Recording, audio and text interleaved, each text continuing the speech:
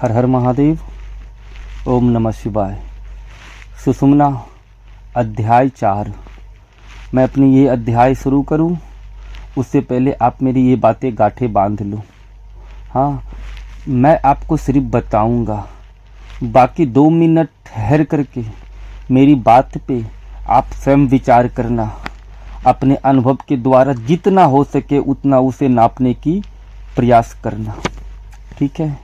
Number 1, जब तक तुम्हारी दृष्टि भौतिक जगत, विषय, वस्तु अथवा व्यक्ति पे टिका है, उलझा है, फंसा है, तब तक के उम्मीद भी मत करना कि तुम्हारी अंतर्मुखी की यात्रा प्रारंभ हुई है।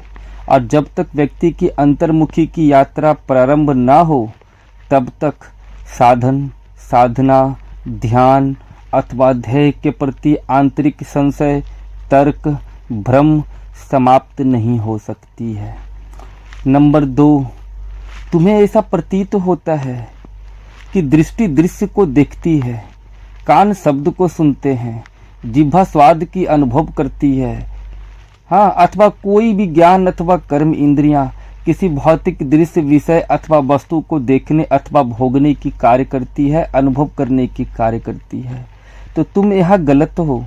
जरा 2 पल स्थिर हो करके गौर करो, विचार करो, तो तुम्हें ये ज्ञात हो जाएगा कि तुम्हारे चित्त में स्थित आवरण, तत्व, विषय, इच्छा अथवा तुम्हारा स्वभाव, भाव और विचार जिस रूप में तुम्हें जो दिखाने का कार्य करता है, तुम्हारी दृष्टि उसी अनुसार भौतिक दृश्य को देखता है या देखने का कार्य करता है अथवा धारण करने का काम करता है। हाँ, या जिस रूप में जो सुनाना चाहता है अथवा तुम अपने स्वभाव अनुसार जो सुनना पसंद करते हो, उसी अनुसार इंद्रियां तो सिर्फ माध्यम बनती है।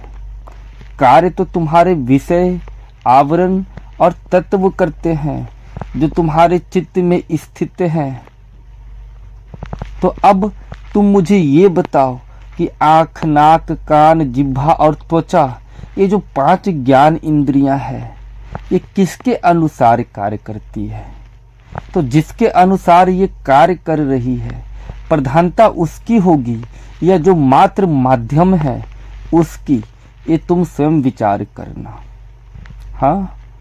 नंबर 3, तो जब तक चित्त में विषय, भाव, इच्छा अथवा भौतिक तत्व या आवरण स्थित है, तब तक तुम और तुम्हारी समस्त इंद्रियां केवल और केवल उसके दास हो। हाँ, वो जिस रूप में दिखाना चाहे तुम्हें उसी रूप में दिखाती है, जिस रूप में सुनाना चाहे उसी रूप में सुनाती है, जिस तरीके से अनुभव करवाना चाहे उसी तरीके से अनुभव करवाती है। यहाँ तुम माध्यम नहीं बन रहे हो, अपितु तुम्हारे आवरण और तुम्हारे तत्व ही माध्यम बन रहे हैं। और यही तुम्हें क्या बना दिया है? तुम्हें एक कठपुतली बना दिया है, खिलौना बना दिया है, तुम्हें विषयों का दास बना दिया है। तुम्हें ऐसा लगता है कि तुम भोग करने वाले हो, परंतु तुम भोग नहीं करते हो, अपितु तुम्हारे द्वारा कोई और भोग कर रहा है। इस तथ्य को हमेशा स्मरण में रखना। जबकि वास्तविक में तुम्हारा शाश्वत अस्तित्व स्वामी वाला है, मालिक स्वरूप है, परंतु तुम महज एक कठपुतली और खिलौना बनकर के रह चुके हो। हाँ। नंबर 4, जब तक व्यक्ति अथवा चित्त भौतिक विषयों में उलझा है, फंसा है, जकड़ा है, तब तक चित्त को स्थिरता प्राप्त नहीं होगी, ठहराव प्राप्त नहीं होगी, मौन घटित नहीं होगी। चित्त अंतर्मुखी होकर अपने केंद्र पे स्थिर होकर अपने यथार्थ और शाश्वत स्वरूप का अनुभव कदापि नहीं कर सकता है। ठीक है। नंबर 5, अब ये जो मैं ऊपर 4 तथ्य आपके सामने उजागर किया हूं, अगर इसके पीछे जाकर के इसका कारण जानने, समझने और अनुभव करने का आप प्रयास करोगे तो आपको सिर्फ और सिर्फ एक ही कारण ज्ञात होगी, और ये प्रथम अवस्था में नहीं होगी। कारण हमेशा रूपांतरित होंगे। अहम भाव व्यक्ति का विषय या कोई भी विषय तत्व, कोई भी आवरण व्यक्ति को हमेशा यही दिखाने का कार्य करता है कि यही सत्य है, यही सत्य है, यही सत्य है। परंतु अगर व्यक्ति धैर्य पूर्वक और संयम से अपने आप को उस विषय से ऊपर उठाने का प्रयास करे ना, तो स्वयं उसकी चेतना उसे ये अनुभव करवा देती है कि जो तुम सत्य समझ रहे हो वास्तविक में वही असत्य है। हाँ, जिसे तुम सुख समझ रहे हो वास्तविक में वही दुखों का कारण है।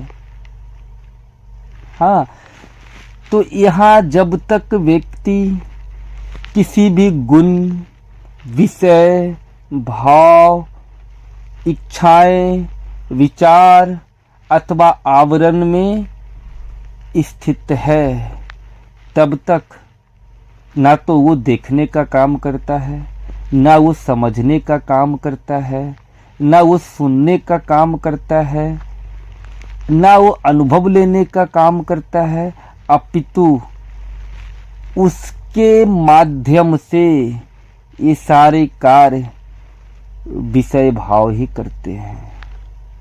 विषय ही भोगते हैं, तुम नहीं भोगते हो। विषय ही तुम्हें दिखाते हैं, तुम नहीं देखते हो। विषय ही तुम्हें सुनाते हैं, तुम नहीं सुनते हो। विषय ही तुम्हें अनुभव करवाते हैं, तुम अनुभव नहीं करते हो। परंतु जब यही अवस्था अंतर्मुखी की ओर जाती है, तब तुम ये ज्ञात करने लगते हो कि अभी ना तो हमारी दृष्टि है, ना ही हमारी अनुभव है, ना ही हमारी समझ है, अपितु ये सारे क्या है? उसकी समझ है वास्तविक में, जिससे हमें मुक्त होना है। वो हमें जिस अनुरूप में दिखाना चाह रहे हैं, हम उसे उसी अनुरूप में देख रहे हैं। जिस अनुरूप में कुछ अनुभव करवाना चाह रहे हैं, हम उसी अनुरूप में अनुभव कर रहे हैं। यहाँ तुम्हारी अनुभव क्या है? गौर करना और विचार करना। अब मुझे आज्ञा दो। हर हर महादेव। ओम नमः।